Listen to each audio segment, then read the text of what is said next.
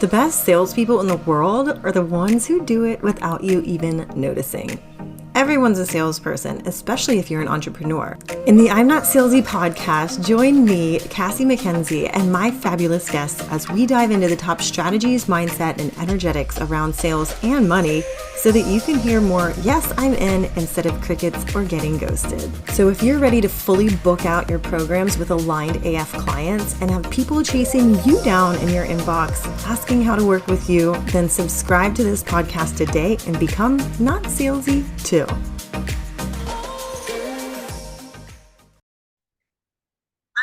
Mackenzie, and I'm a sales coach for online service entrepreneurs. And today I'm telling you why relationships are the number one thing at the core of all sales. Okay.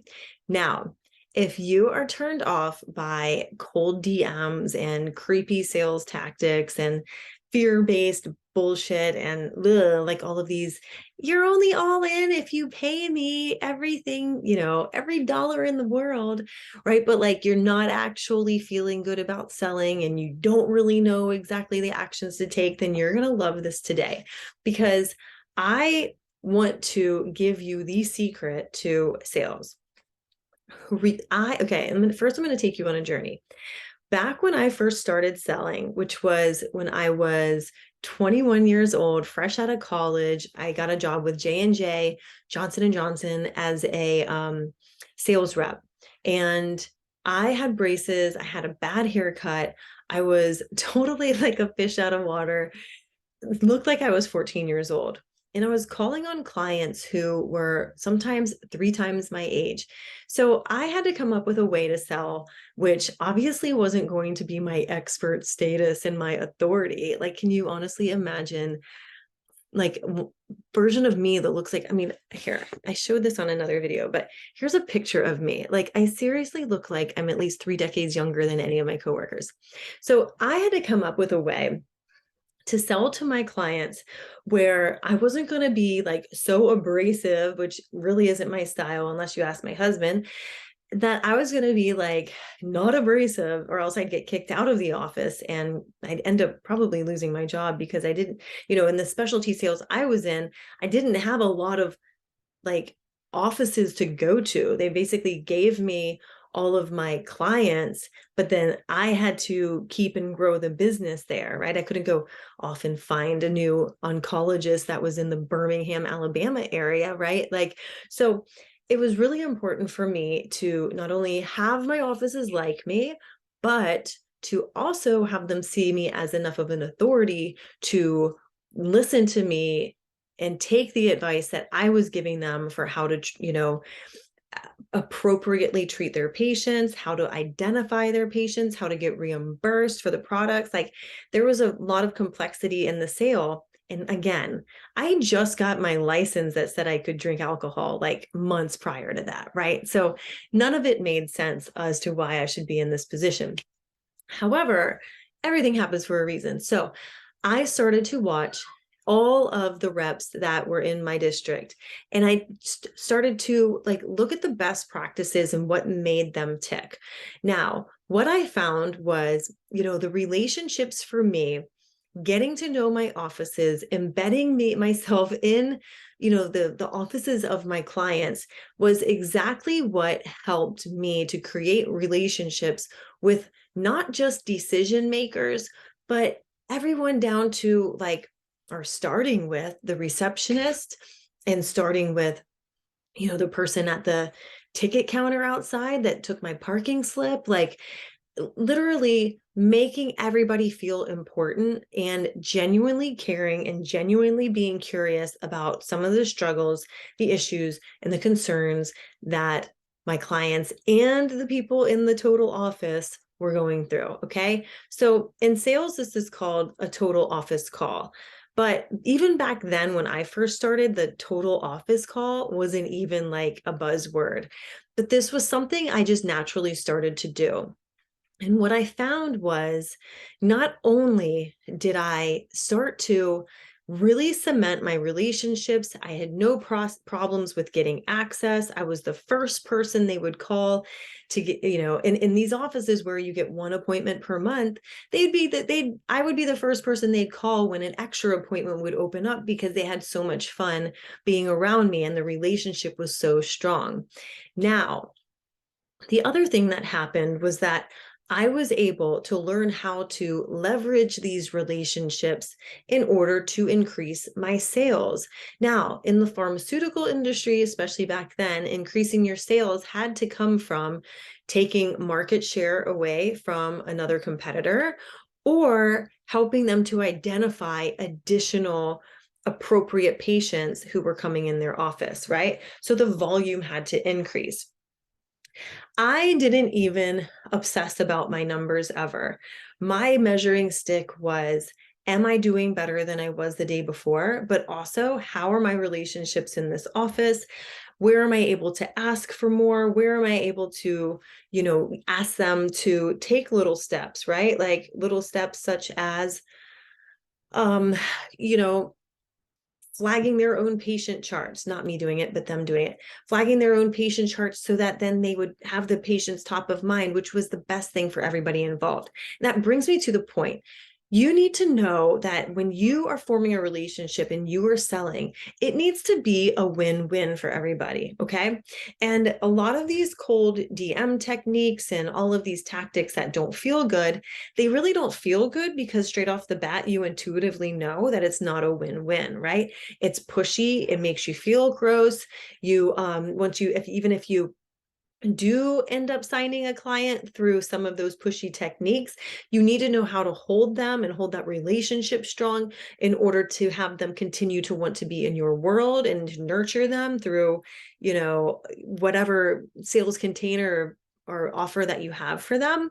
And so these personal relationships have always been at the core, but it's not really taught that often for online service entrepreneurs, because people typically talk about volume of sales coming in, or look how much money I made this month, but they're constantly worried about needing to have more leads and more people coming in order to make up for the ones that are leaving their world.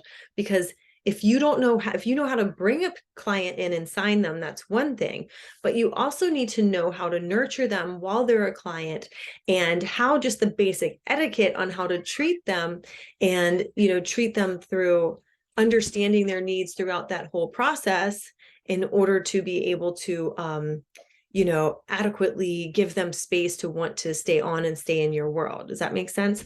So if you're nodding your head, then you're starting to see that moving forward, it's really important to hold those relationships at the core of everything that you do in your sales process. So that starts with using techniques that start with relationships and that foster them from the start. So that's start from, like, when you open up the conversation with your clients. This is going to start from your content.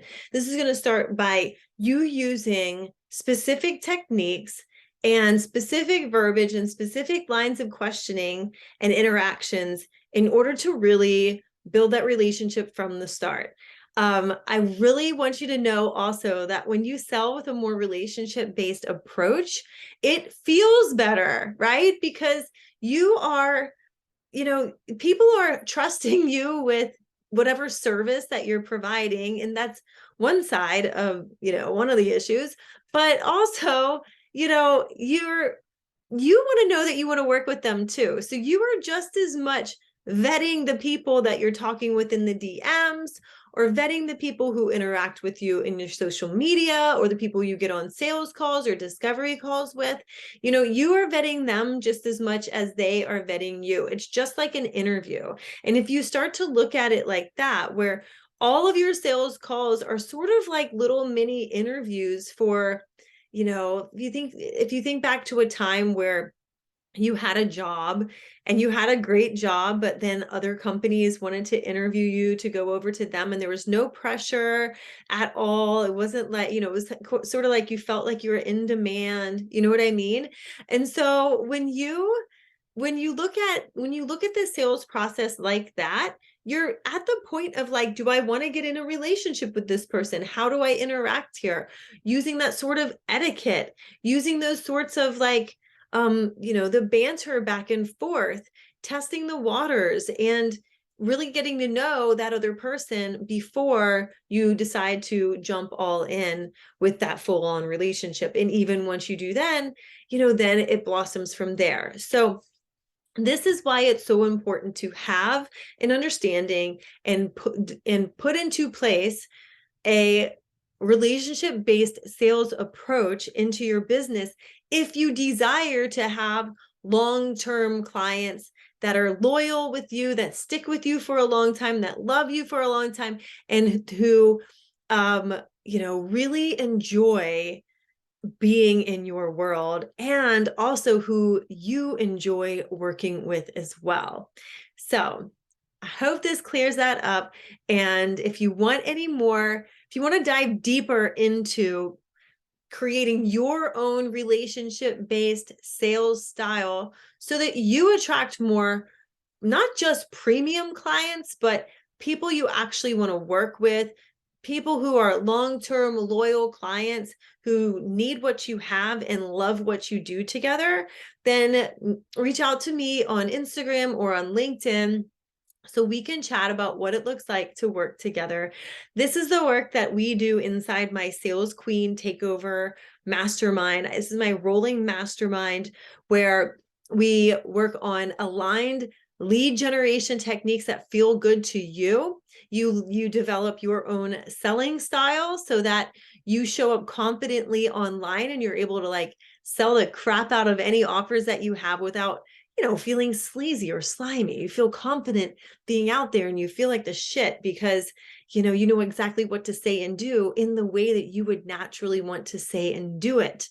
And that's where alignment is. Okay. And then also how to feel confident in growing the sales in your business, how to show up confidently every day, how to beat the fear monkeys and all of that so that, it's just an easy sales process and your sales are the last thing you have to worry about in your business. Because as you know, there's plenty of things to worry about in your business and sales doesn't need to be one of them. So I hope you enjoyed this episode.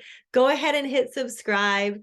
And I look forward to seeing you selling your face off on the internet too. Bye. I want you to imagine for a second that you are the type of person who feels completely confident when you're promoting your programs and you know exactly what to say and do and how to say it and how to do it during all of your sales conversations so that you get on the phone with people who are already pre-sold asking, how can we get started without you even having to pitch them? How amazing would that be? Now, this is the type of result that you can expect in the Sales Queen Takeover Mastermind. This is my new mastermind that's starting in March. And this will change the course of your business forever because you will not only attract people who want to buy, but you'll start attracting leaders who want to stay with you a long time and keep working with you. So if you are a coach or consultant or creative who wants to easily fill out and sell your programs with your ideal fit clients and start hearing way more of a yes and no more getting ghosted, then DM me on LinkedIn or Instagram at Cassie McKenzie on LinkedIn or at XO Cassie McKenzie on Instagram and DM me the word takeover so that we can talk about how this will change the course of your business and I can share some of my secrets around, give you some ideas you can implement immediately based off of what you're doing currently and what you can be doing in a non-salesy way to make more sales and to really feel proud and feel powerful when you're selling because it becomes more fun, right? It's more fun, easy, and effortless. So DM me on social media to talk about this, or you can book a call by hitting up the show notes, the link in the show notes, and I will see you in the next episode. Bye. If you loved this episode of I'm Not Salesy, then go ahead and hit subscribe so that you're notified of the next episode. And also leave a 5-star rating and a review. And if you send it to the link in the show notes, we will send you a present in return. We also love to feature reviews on the podcast as well. So we'd love to feature yours. So go ahead and send a screenshot to the inbox and come find me on social media. I love hearing what you're up to and how you're becoming not salesy too. I'll see you in the next episode.